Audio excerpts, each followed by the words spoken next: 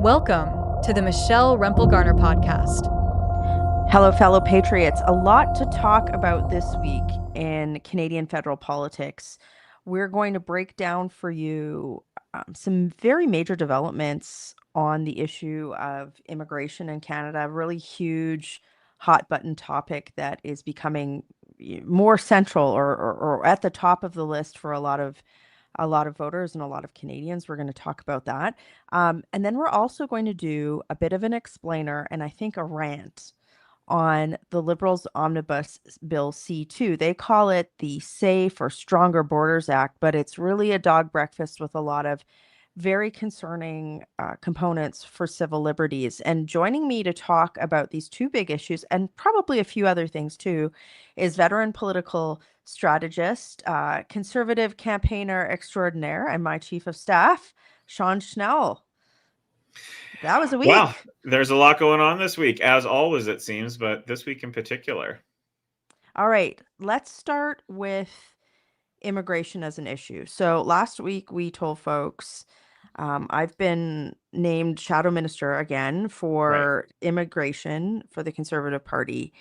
And this week, there was a lot of headlines on immigration. Our team made a lot of news this week. I thought it was good news. But there was something that happened in the House of Commons that people maybe might not have been aware of that I think it's worth going through on immigration. It's something called Committee of the Whole. You know what it is. Do you think I should break it down for folks? Yeah, I think maybe before we get into exactly what happened and what your role is, just maybe a quick Yeah. explainer as to exactly what that is. So I'll try and be really succinct. Part of the supply process of government, certain ministers have to appear before the House of Commons to be questioned at length by opposition members. And it's kind of like a cross between a question period and a committee hearing. So it's a very unique format, and it's harder for ministers to get away with the typical non-answers that you see from the Trudeau Carney Liberals. Um, and that's because for the amount of time that I ask, the minister gets about the same amount of time. So if you're asking for questions about data or numbers, as you need to do in the immigration file, it's like the immigration minister should just be able to be like, well, it's this many people, or yes or no, right? It's a fact-finding expedition Right. around monetary expenditures. You were shocked at what you saw. Wow, shocked, frustrated, angry, embarrassed. I mean, insert word there. It was quite the spectacle to see. I'd be curious, yeah, to know your thoughts on it. We have a clip of it Yeah. here that I know that we can get to. I don't know if you want to start with that or if you've got some thoughts Yeah, that you want let's to unpack first here. so I think what I'll do just for listeners is explain what you're about to listen to. Um, so this is a compilation of several conservative MPs questioning Lena Diab, the immigration minister, who was just woefully underprepared for this. And the types of questions that you're going to hear are really basic questions. Like at one point, so one of the questions I led with was at one point, because she was immigration minister at a provincial level, she called for the elimination of all caps on immigrants, like that there should be no limit. And I asked her, do you still believe that? Because this is the woman that is responsible for setting immigration levels. So if her philosophy is still to have no limits, then I need to know that, right? So Mm-hmm. what the clip is going to be is it's myself, other colleagues that have an interest in the immigration file. They were asking her very pointed questions on statistics to try and get at a very basic number that impacts housing, healthcare, jobs, education, other things in the country, which is how many people are currently in the country net, right? Like, how many people are supposed to be leaving? How many people are you trying to bring in? And do we have adequate healthcare, jobs, and housing to support the Liberals' immigration level? We knew that the answer was no, but we were trying to get a sense of how bad the situation was. Sure. So maybe maybe where I can, I'll interject, but let's play this compilation for folks so they can get a sense of what we were dealing with, and then we can unpack some of the big problems that we uncovered in this questioning. Okay, it's just under 4 minutes here, so let's start. Okay. Does she still believe that there should be no limits on how many people enter Canada? Don't recall saying statements like that. Thank you. Well, again, I have the CBC article right here. She asked for a full removal of caps on immigrants. Would she agree that the amount of people coming into Canada must be immediately and massively reduced? Massively reduced. Mr. Chair, again, we are managing our targets. So the October annual report estimated the total Canadian population for 2025. Can the minister tell me if that number was higher or lower than 2024? Is the member asking me what Canada's population number is of people that live in Canada? Member. Honourable Minister. Well, I mean, we know what it's in 40-some million people. Does the minister at least acknowledge that the Liberals' out-of-control immigration levels have made Canadians pay way more for housing? The facts show that the rents have already started to come down. How long does it take to process an asylum claim in our country? Just the time. It takes between 14 to 18 months. Wait time for a claim that's coming in now will be about 44 months. It seems, listening to the discussion tonight, that the minister is acknowledging that the Trudeau government made mistakes on immigration. Is that correct? COVID caused the strain on our system. It's a yes or no. Does the minister believe that the large influx of foreign workers is depressing wages for young Canadians? It doesn't take time. Just yes or no. The increased immigration number has, because of COVID. The federal government asked everybody to give up their civil liberties, and they shut down the economy to bend the curve to lower the impact, supposedly, on emergency rooms. Then they added a hockey stick curve of immigrants to the strain on the emergency rooms. Why? Mr. Chair, during COVID, my recollection is our borders were all closed. She earlier said that they brought immigrants in because of COVID. Okay. All right. Can the minister tell anybody in this House about any part of the process of vetting immigrants for security risks in Canada? We have biometrics. What color is my shirt? You would probably know more than me the color of your shirt. You're wearing it. There are 500,000 people, at least, in Canada who have no legal reason to be here. How many have been removed since this report came out in December? Here, we recognize there are challenges in our housing and infrastructure. What's the plan to get them to leave? We have rules in this country, and we expect people to follow those rules. But here's the thing. The minister cannot set levels if she doesn't know how many people have left. So it is her job. So I need to know how many people of that 500,000 has left. How about this? Does she even know? Does she have any clue? Mr. Chair, my role here tonight is not to talk about people leaving. We've heard the minister not know how many people have left the country. She has claimed that the processing time for asylum claims, while people with potentially fraudulent asylum claims claim social benefits, is 18 months, when her department said it was 44 months in committee just a few short months ago. She won't answer basic questions about the file. She doesn't take responsibility for these jobs. After being an immigration minister in a different jurisdictions for over a decade, she knows the job. She's just not doing it. Something, hey? Ugh, man, I don't even know where to start with that. Can I ask you like a spicy question? Yeah. Do you think Mark Carney put her in that role on purpose because she's so weak? Like, do you think he actually just wants it to continue being this bad? Like, as bad as it has been? I mean, you have to ask that question, I think, after watching that ridiculous display. And so, I mean, there's a bunch of things to unpack there. You and your colleagues were asking, like you said, a number of very important issues that Canadians have the right to answers to. And it'd be interesting to drill into some of the questions that you were asking there. But then there's also just the overall performance from this particular minister that is just She was an immigration unbelievable. minister for close to a decade Yeah, in yeah. Nova Scotia, and so how did she not have these numbers? Do you remember I had to do committee of the whole when we were in the Harper government when I Yep. was parliamentary secretary to environment? I came prepared.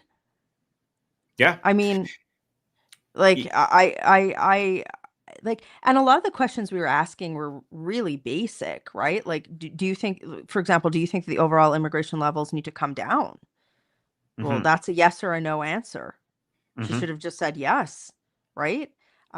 Similarly, do you know how many people have left the country? That's a yes or no answer. So, sorry. Her performance there as the minister actually was so poor.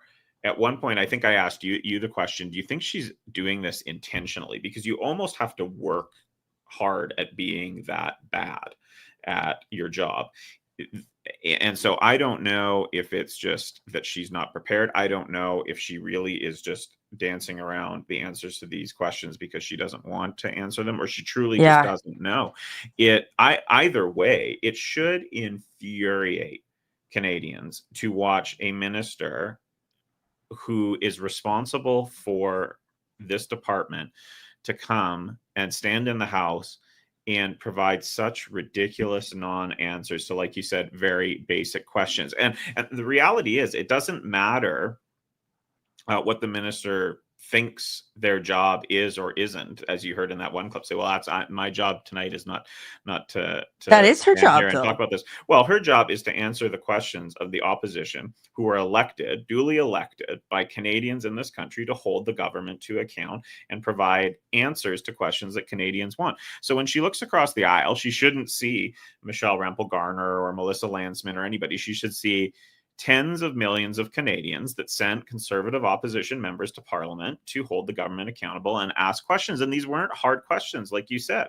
These are questions that she should have been able to answer. And if for Canadians that have watched either Committee of the Whole or committee before, ministers often sometimes when they don't even have the answers will say, I can get that information, I'm happy to come Yes, back and table that. exactly. And that's an option too, to say, hey, I'm happy to provide these numbers at a later date. But she didn't do that. She ragged the puck in just in an offensive way. Yeah. I mean, this is Sean, you and I both know this.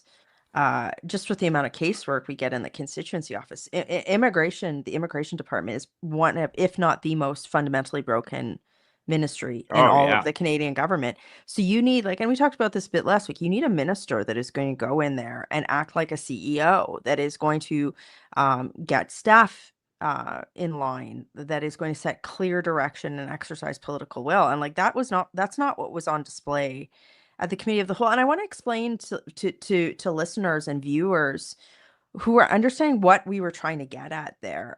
We just played this compilation of clips, but what myself and my colleagues were trying to do was very simple. It was to say, we all know that the government has brought in too many people to the country. Don't blame people for wanting to come to Canada, but they brought too many people into the country without economic and social supports to support them.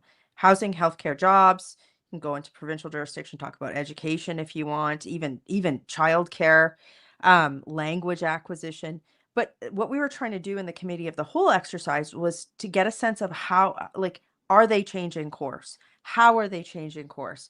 What types of, like, all of the macro issues, housing, jobs, etc., that are being impacted by the out of control immigration levels, like how are they going to address that? That's what holding the government to account means. And so that's why we were asking questions in the vein of, how many people that aren't supposed to be here are leaving this year? What are you doing to ensure that they leave? And these aren't people who are here lawfully. These are people who are on, like, for example, deportation orders. They need to Right. leave, right? That they've lost track of. But also then, like, what's the net number, right? It's okay. If they're just arbitrarily allowing hundreds of thousands of people into the country, particularly, and when I say that, particularly on streams like the foreign student visas, low-skilled temporary foreign worker jobs, and they don't know how many people are leaving. How can, like, why does the immigration department exist at all? It's basically an open border, right, without Right. process. So, that's she is terrible. Like the immigration department has been a revolving door for the Liberals. How many ministers have we gone through? Like 8, Oh yeah, 7, it's like a huge number. huge number. And I have no idea why Carney picked her. It just, to me, it says a lack of capacity, managerial capacity. And Mark Carney's always lauded, like, oh well, he's the manager du jour with extraordinary ability, blah blah. Yet he put someone that incompetent in that file. So to me, it either says he did it on purpose because he is getting advice from these Century Initiative guys that are saying, well, no, we need to keep juicing numbers, and he's just like okay with putting somebody who's completely incompetent in the role. Neither scenarios are good, and it No. could be both. It could be Yeah, both. I mean, it's either incompetence or contempt for Parliament, one of the two. And in that clip, the one question that she actually stuck her neck out on after dancing around for hours was she got the answer wrong when she was talking about processing times. Yeah, So yeah, that's right. It's like, so oh for yeah, those, it's 18 months. No, it's yeah, 44. for Like, those I that knew that. were listening that didn't see the video, that when there was talking about 44 months, it was a clip of immigration officials at a committee just a few months ago talking about the processing time being 44 months. And so it's crazy. Like, the one question she decides to try and provide an actual answer to, she got it wrong. Well, Flat out and wrong. just to briefly, before we sort of move on and wrap up this topic, the reason why processing times in that particular stream are so important is that when people have pending asylum claims, they are able and eligible to claim a whole host of social benefits, which have a cost to the Canadian taxpayer, including a lot of people are being put up at the taxpayer's expense in in hotel rooms. So there's a cost, and people. So if somebody doesn't have a legitimate asylum claim, that should be processed as quickly as possible, and they should not be allowed to stay in the country, right? Because otherwise, it just makes a mockery of the system. Now, I've advocated for people to come to Canada as refugees in the past. Specifically, I'm thinking of the Yazidi people who underwent a genocide in Iraq at the hands of ISIS. This was in 2014. And it was like pulling teeth from the government to say, like, can we get a few hundred of these, one of the most persecuted people in the world, to come to Canada, because they're, tens of thousands of people were either sold into sexual slavery, butchered, like that is a scenario that Canada's asylum claim system or asylum system or refugee stream, I know that they're kind of two separate streams sometimes, was designed for. It wasn't designed for people who had reached the safety of upstate New York to illegally cross the border into Canada and then claim benefits for years and years and years and years because Justin Trudeau said #welcome to Canada, and the government created a pull in this backlog. So that's why these numbers are important, and her inability to answer them. This is a huge problem for the country, and I think that it's going to continue to creep up as an issue. And I want to be very clear. Like, again, I always want to say this on this podcast. There are a lot of folks, I know you're listening, and you've come to Canada as an immigrant. There are people who are listening here that are like, wait, I played by the rules. We get letters in the office of people who have come to Canada. They've worked really hard. Many of them are small business owners. They're employing other Canadians, and their child is in the queue to come to Canada to help with the business or something like that, or invest. And they're waiting for years, right, to come in through the front door. And then, so anyway, I guess what and I would that's say, why people should be upset. Like, don't let them get away with this kind of nonsense in the House. Like, she's a member of Parliament in Halifax. If you're a constituent there, man, you ought to be reaching out to her this week and say, that was ridiculous what yeah, you were do doing better. in the House. You absolutely have to do better, because for all the reasons you said, they made the mess. Now it's their job to put forward a plan for Canadians to fix it, which they're not doing. And it's their obligation to answer questions of Canadians, the representatives that stand in that House, the questions that they have, they are owed answers to, and it's just outrageous. And so, yeah, there are a lot of people that are sitting here wondering why they can't get their applications processed for family members so that they can come here the right way. And they see a minister that stands up Well, here and acts that way.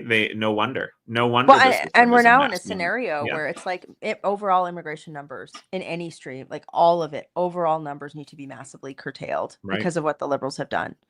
Right? That's just the reality that we have to manage to at this point in time, because we don't have enough houses, we don't have enough healthcare. Even her comment there, like, oh, rent is going down. She hasn't talked to anyone in our There's news community. to everybody in the country. What? Rent's affordable again? Okay. It's on the same week there was I think it was Oxford Economics came out this week. She made that comment when Oxford Economics came out and said that Toronto, it's the city in the world where people spend the most percentage of their income on housing costs. And she's like, "Oh yeah, well, she's made this flippant comment like everything's fine." And she like listen to yourself, lady. You're not living in reality. So I guess I just want to use this opportunity to say thanks to our team of staff, and all of my colleagues that participate in that exercise. A lot of people see those meetings and they think they're just kind of happening. Our entire team worked, as well as all of my Conservative colleagues that you saw there, worked days, the entire weekend. Everybody put at least 40 to 60 personal hours in a very short period of time into prepping for what is a very small amount of time with the government. So kudos to them. And I think that the fact that we were able to expose her that badly, that just shows an opposition that's working hard, fresh out of the gate, and using the time that the Liberals allow us to have in the House of Commons, which just should be a lot more and should have been a lot more this year, to get answers and hold the government to account. So kudos to you and our team in the Team MRG staff world. We're a very small but mighty team. And then kudos to the rest of the Conservative team on that one. It was well done. Yeah, there's a lot of people that go into making that happen, and it's a testament to how important it is, and unfortunate that the government and the minister show such disregard and disdain for the job that they have been given. Bill C2. We need to explain Bill C2. Yeah, so we alluded to this or talked a little bit about it in last week's podcast. So this is the piece of legislation that the Liberals have introduced here at the start of Parliament, their so-called border bill that has now made it on to the docket. And when we talked a little bit about it last week, it was sort of fresh off the presses. Yeah. And taking a look at it, there was some initial reaction. But now that you've had a little bit of time to take a look at the legislation and read through it, what are your thoughts? What are some of your takeaways on this? Yeah, so in the middle of prepping for Committee of the Whole, we were also doing a major bill review on this particular bill. So maybe a quick explainer, and for those of you who follow me on YouTube, Facebook, whatever, I think what we'll do is we'll probably do an in-depth explainer video on this as a separate piece, because we're getting so many questions about it. But I'll try and do a bit of a synopsis right now on what Bill C2 is, why it's so concerning, and then the Conservatives' thoughts on this particular piece of legislation. Okay, so it's titled, I think it's called the Strong Borders Act or something like that. It's this sort of Orwellian, gaslighty title that doesn't really cover the scope of the bill at all. It's a huge omnibus bill. It's almost like 4 or 5 different pieces of legislation, but they've rammed it all together into one bill. Quote, to ostensibly, quote, deal with the fentanyl crisis, which, like, to be clear, the Liberal government caused themselves with their so-called harm reduction policy, where they ended up essentially legalizing hard drugs in places like British Columbia, turning a blind eye to fentanyl precursors coming into the country for over a decade, and then softening bail laws to let out, like, there's essentially, the Liberals have said, well, if you do this stuff, we don't really care. That has been the functional practice of Liberal legislation on these issues. But so now they're scrambling, and I think that they're scrambling with this piece of legislation, frankly, because of the threat of the threats from the American administration. It shouldn't have taken the Americans to force the Liberals to do something on fentanyl, given how many people have died. I think it's over 50,000 in Canada. And so they dumped this piece of legislation. So it's got, like I said last week, it's got a few measures that are worthy of study, particularly on strengthening the porous border that the Liberals created, and particularly around the topic that we just talked about, which was immigration and the asylum Right. claim system. And I said worthy of study. Like, these are things I'd be like, okay, let's have a look at this at committee. But Sure. the big but, once again, like they did in the last parliament with Bill C-63, the so-called online harms bill, the Liberals have set up this bill so that Canadians have to choose between their civil liberties and fixing the big messes on immigration, the breaking of the asylum claim system, and the porous border that the Liberals created. So what are some of those concerns on civil liberties? And this isn't just me saying this. These are cross-partisan, multi-partisan groups that have raised these concerns. Canada Post essentially being able to open your mail without a warrant. Massive snooping provisions for law enforcement. For example, being able to find out without a warrant if you used an IP, if you used any internet's like any application, being able to go to essentially Meta and say, okay, did Sean Schnell use WhatsApp? Did he use it in this city? Where did he use it? For what length of time? When did he start using WhatsApp? When did he end using WhatsApp? Where was he when he used WhatsApp? And they're trying to claim stuff like that isn't personal information. And also the scope of the bill on that provision is for any suspicion or these vague terms under any act of parliament. So when you think about that, if the Liberals retable some iteration of their censorship bill C-63 and you couple it with these provisions, it starts getting pretty scary on what the Liberals could do without a warrant in Canada. Massive privacy concerns.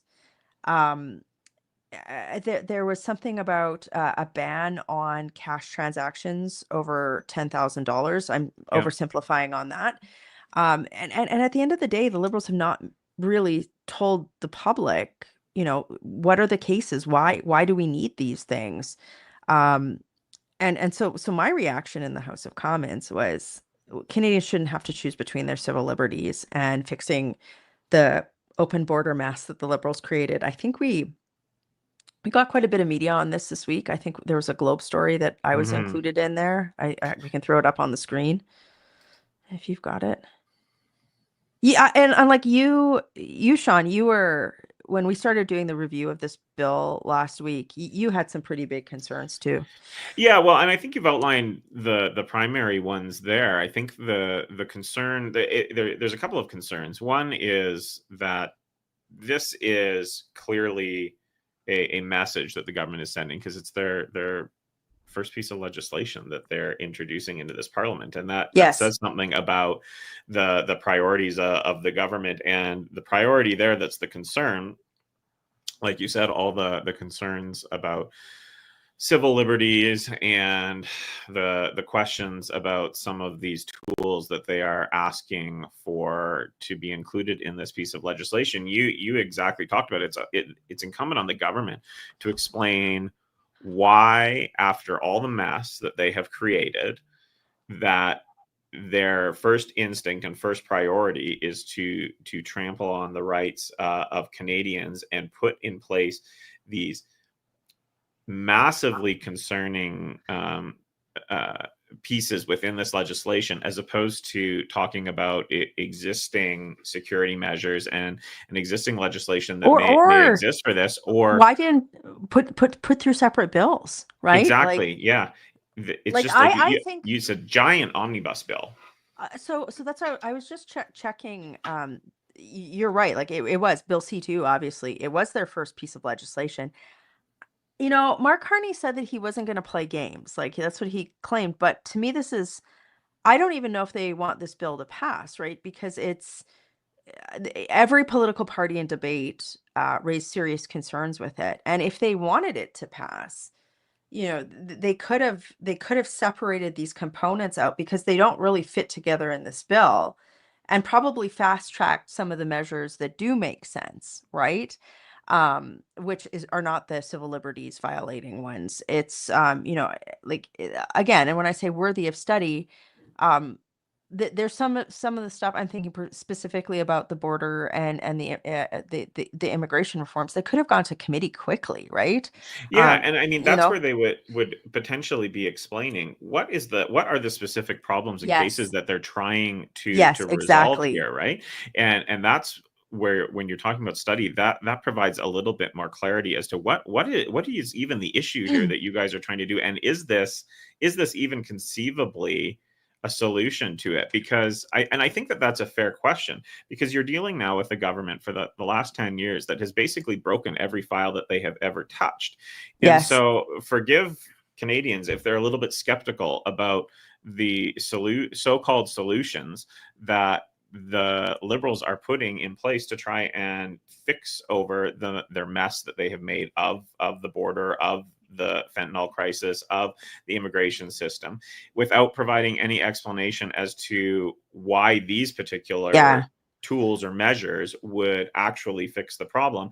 And at the same time, any sort of explanation or justification for why Canadians should give up civil liberties in exchange for them to try and fix this mess. It's just it is a bit mind-boggling. It's not out of the ordinary, because this government has a horrendous track record when it comes to trying to protect the rights of Canadians. We saw that during the pandemic, and we have seen that as they've introduced legislation that has restricted free speech for Canadians. So I mean, yeah, people are skeptical and rightly concerned.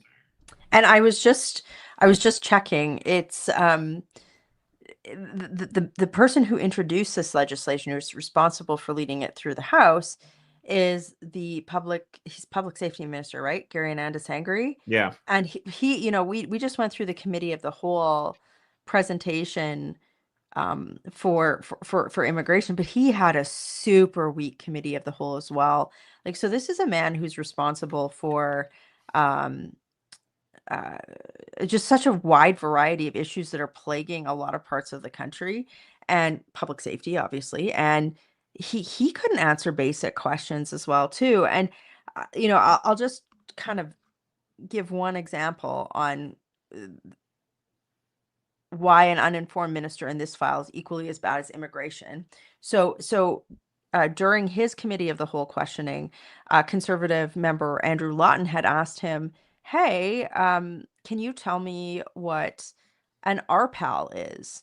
And so to the layperson, you might not know what that is, but Mhm. it's a restricted firearms possession and acquisition license.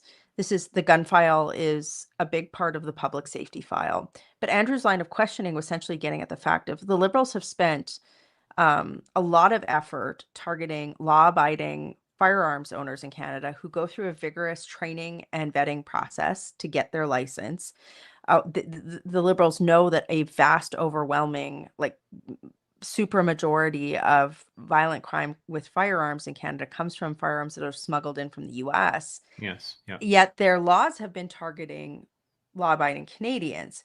So the fact that the minister didn't even know about that licensing process, it just shows that that they still are governing on political tactics and chicanery as opposed to actually getting something done. And the reason why I use that example is for Gary to introduce C2 and have all of these civil liberty incursions included in the bill. It's that same sort of principle where the government, I think that what they're trying to say is, like, we're going to go after people that play by the rules. Like we're going to subject law-abiding Canadians to warrantless searches, potentially warrantless searches of their mail. And that bad guys get around this. They haven't even their first piece. If they wanted to actually fix, let's say, some of the violent crime issues in Canada, why wasn't the first piece of legislation that they tabled repealing their catch and release bail policies? Yeah, Right? right. So I just like I think that's what you're going to see from conservatives more on debate on this. I think this bill may be up for debate again this week.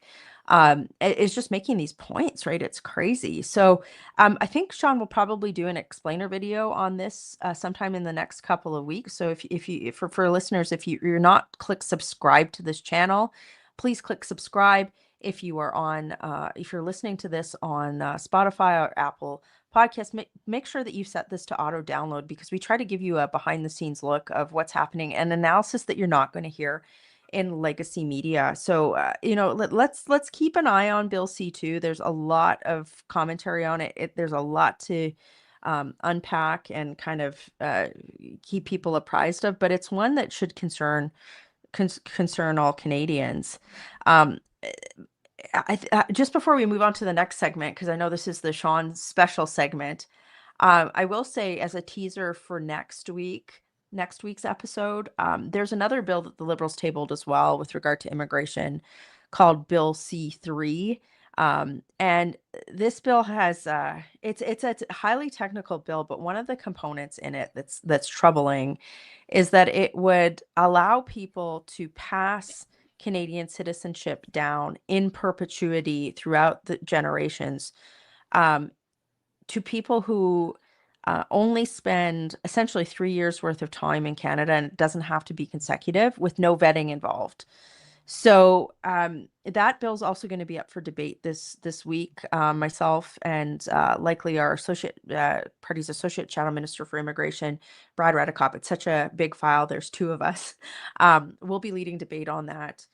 So we'll make sure that we bring you up to speed on that next week too. So do stay tuned. But I just said, Sean, we don't really hear about these issues in the mainstream media, and you phoned me kind of on this sort of like therapeutic rant this week about the stuff that the liberal media was talking about. And I think it's important to show people, like, when we're like, I'm trying to give you guys, Sean and I are trying to give you guys technical analysis and an understanding of legislation that's in front of Parliament, and also try to give you a bit of insight on how, myself as a legislator, Sean as my chief of staff, we approach the legislative process.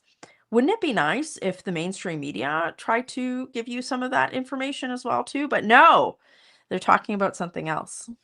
They are focused on anything but the legislation, it seems, that is before Parliament. Yeah, I did. I called you this week, and I know you actually got into it a little bit this week in the media as well too, with respect to some of the coverages. Oh, I well. did. And so I've got a few screenshots. Actually, let's start with that, because it kind of ties into some of the immigration stuff, and then and then into some of the conversation I had with you about where the media is at here. So I actually have the screenshot from your tweet here. And so this was in response to a piece. I can barely see this. Yeah, so this is reporter Mackenzie Gray from Global News, and he published this. Mackenzie, come on, do better. Like, I've known this guy for a long time. I was actually really surprised he put this out. Like, this is not up to Global News, even Global News' standards. It's just not. Like, think of somebody who is a long time, really, renowned journalist like Mercedes Stevenson and stuff like that over there. Like, this was not a story that was up to that. So what happened? Conservative leader Pierre Poilievre went out to do a press scrum outside of West Block this week, and I think it was to talk about some piece of economic measures that the Liberals were dealing with. And at the end of his press conference, he opened the floor to a few questions. And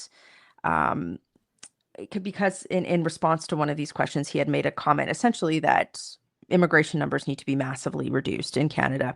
And that Global's Mackenzie Gray had bellowed out this question, like was bellowing at him after the question rounds were done. And so, like, Pierre was leaving, and this reporter is bellowing at him when, like, the conference was over. So he took that clip of Pierre leaving after, like, it wasn't clear that the press conference was over, so they clipped it so it looked like he was just walking away while Mackenzie was bellowing this at the back, and he's like, conservative leader, essentially it was sensationalized with something like runs away from questions. And then the same thing for then he put these these clips of conservative MPs just walking by, sort of going about their business, and he was bellowing questions at them. Well, it's like, well, if I'm walking across the hall to go to the bathroom, I don't have to answer a bellowed question. Like that's happened to me before too. There's places in the House of Commons where reporters can come up to you and ask you questions. But like, just to give listeners a sense, like it's busy, right? Like sometimes I'm literally running into the House to get to a vote, or I have a minister that's coming and I'm sitting there prepping. I've had times, like, for example, you remember last session there, I had a CBC reporter completely break the rules and kind of ambush me in a committee room in a space where he was not supposed to be. So I didn't know what this guy was doing. So I get up and walk away, right? And then he clips it like, conservative MP runs away. And then Mackenzie Gray did the same thing here. He's like, conservative MPs wouldn't answer questions about this. But Which is here's the crazy, thing. though, because I know. why? I'm getting to the point because I did answer questions on this in the day. I am the critic, and I made myself available to the media before question period on this issue. Mm-hmm. So I actually Exactly. I did this scrum, and it was asked, Michelle, your leader said that immigration numbers need to be massively reduced. What did he mean by that? I talked about the fact that, well, how can the Liberals set immigration levels if we don't know, for example, how many people are leaving the country? I had a very cogent answer. He didn't clip any of that. He didn't reach out to our office for comments. And like, this guy knows. He knows that there's critics that are responsible for policy files. Didn't try to reach out to us. And then he posted this smear piece without any context. And the thing is that like to me, that's not the standard I would expect from Global News. It was disappointing. So I called him out on it. I didn't hear back from him. Good for you. But it's more than that. So this is what was out of all of the stuff that we've talked about this week. There's other pieces of legislation we haven't even talked about, as like there's a couple of big economic bills that went through the House this week. But out of all of the things that they could have focused on with regard to the Conservative Party and our response in the House, it was like that was a pretty sensational, like, I'm being charitable and calling it a sensational story. I called it a lazy smear piece. I think online, I think that's more accurate. But you saw a couple of other stories this week too that I know you were having a bit of as much of a rant as I just had about too. Oh, it's ridiculous. And so like here we're starting to see the media and pundits and talking heads starting to come out and talk about, like you said, everything except what is going on in the House of Commons. So I got a couple screenshots here. Here's one here. It says Conservatives need to do some serious soul searching. Is Pierre Poilievre the right person to lead the Conservatives out of the wilderness? Oh, yes. 24 more seats. Wilderness. Then this other one, Carney boy. slightly up, Poilievre down significantly in preferred PM poll here, talking about this polling. And like I could have clipped a dozen articles or videos or people talking about this online. It's insane that this is the commentary that's coming out of some of the press gallery and some of the commentators here right now. And I have some thoughts on it here, but you go ahead. No, I've been talking too much, but then I want to rant on my thoughts on those issues. My thoughts on this is like specifically to conservatives. I'm a conservative, you're a conservative. So here's my bias on the table is conservatives across the country need to tune this garbage out. And here is why. These reporters, these talking heads, these pundits have no interest in strengthening our party or our movement. They are not our friends. They have no vested interest in seeing the Conservative Party thrive or be successful. And now, all of a sudden, they are running these hit pieces, smear jobs, attack articles for all kinds of reasons. And we can hypothesize and come to conclusions about what all the reasons are. But the bottom line is all of this nonsense commentary should be disregarded. Conservatives should not pay 1 second of attention to any of it, because they did nothing to try and help us win. They're not our friends. They have no interest in a strong Conservative Party. They have no interest in our movement. They are not any of these solutions that they put out here. Here are the fixes. Here are the things that need to be done. Here's the overhaul. Here's all the tweet. Throw it all out. Ignore every second of it. Conservatives will sort out the lessons that need to be learned from the 2025 election ourselves. Thank you very much. We don't need help from the press gallery. We don't need help from the left-wing elites of media and commentary. They can just be completely ignored. So I hope Conservatives across the country have had enough of it, like I have, and are tuning it out entirely. And I hope that There's they your will quickly move rant. on to something else, because I hit the breaking They're not point going this to, week. though. I've had They won't. enough. Had They enough. won't. They won't. So like look, the last campaign was like an existential crisis for example, for the CBC, right? Because Pierre Poilievre's, committed to defunding them by defunding, basically saying, we're not saying you can't exist. You just we're not going to fund you to the tune of $1.5 billion, so you can keep paying your executives exorbitant bonuses and removing objectivity from your journalistic standards and practices. I digress. Yeah. There's this, they don't you're right. They don't want us to succeed, but I thought we've had a great few weeks in terms of, and that's a feeling in our caucus too, Yeah. right? Our job, as well as any MP of any political stripe, including the Liberal Party, that doesn't hold a position in the executive and the cabinet, right? Their job is to hold the government to account, and we did a great job of that. We just went through, you and I have had a long few weeks of going through legislation, of doing press conferences, of reviewing legislation, and then doing community outreach in Calgary, here in Calgary Nose Hill.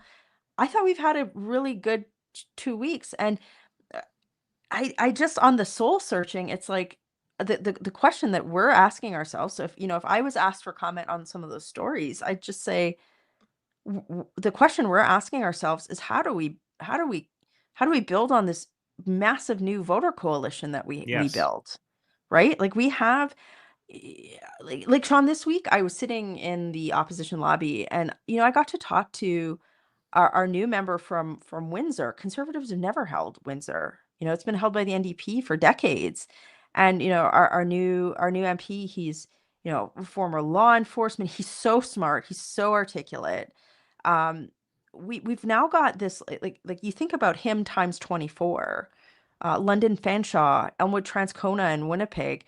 We have this very dynamic voter coalition that we're like caucus is this cool place right now where we're rethinking, okay, how do we add these voices into messages that are resonating as we're holding the government to account. And so I'll just say this, I know you were ranting at me about this stuff because you saw it. We were just internally, we were heads down working super hard this week. And I feel, even though we're recording this on Friday night, late on Friday night here already, it was a good couple of weeks. I feel energized, and there's I think a lot left that's to do. a great message. That's a great message to Conservatives in the midst of all this nonsense noise that's out there, is to be building on those successes and focusing on that, as opposed to the things that those that don't have our party or our movement's interests at heart putting out there to try and divide and create some negative momentum. So I think that is a very, very good message for people.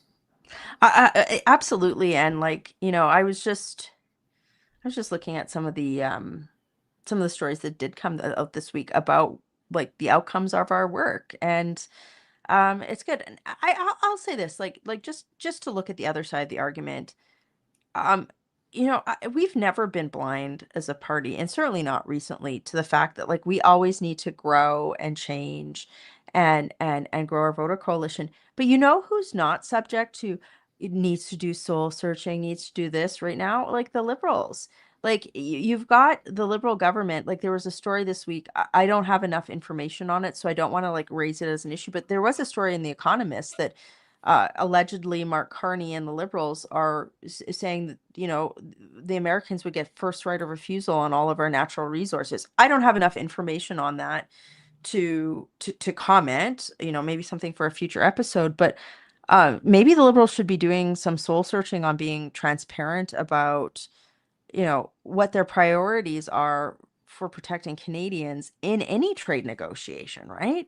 There's some soul searching, and, you know, Yeah. insert any number of issues here. So, um, you know, look, I also just I think that some of those stories, Sean, frankly, like going out back to the rant on Mackenzie Gray, like that's lazy journal. It's just lazy journalism, right? It's it takes time to do as much time as it takes for us to do a bill review or plan a committee of the whole or insert a million things. We haven't even talked about my private members bill. We'll talk about Well, it I next was week. going to say, but we can't We're not even wrap talk up about without it. at We're running least out of time. without a little. Well, we have at least have You to know- tease to it. So, like, let me But set let this me up finish my here. thought. Let me finish my thought. Then you can Okay. set this up.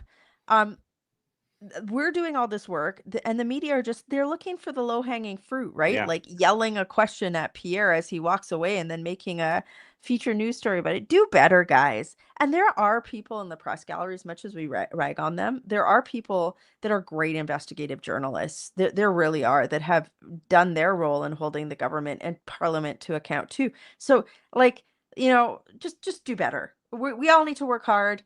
You know, lazy journalists, do better. Mackenzie Gray, I know you're capable of doing better. I don't take pleasure in calling someone from an establishment like Global out in public like that, but that was really brutal. So, but my bill.